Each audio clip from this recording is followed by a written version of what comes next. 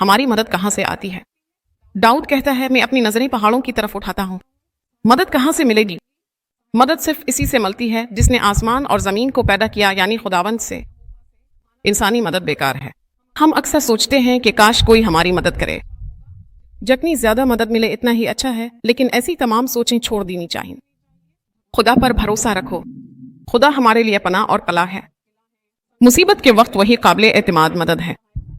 ہم ہمیشہ سوچتے ہیں کہ کوئی ہماری مدد کرے، کوئی ہمیں بچائے، لیکن یہ کھجور کا درخت ہمیں یہی سبق سکھاتا ہے۔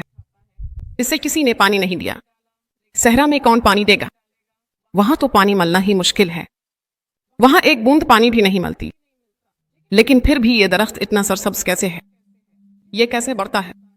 یہ کیسے طوفانوں اور بگولوں کا مقابلہ کرتا ہے؟ یہ کیسے اتنے بہترین پھل دیتا ہے؟ اتنے میٹھے اور صحت بخش پھل کیسے دیتا ہے؟ اس کی وجہ یہ ہے کہ اس کی جڑیں بہت گہری ہیں اور اس کی مدد کرنے والا واحد خدا ہے۔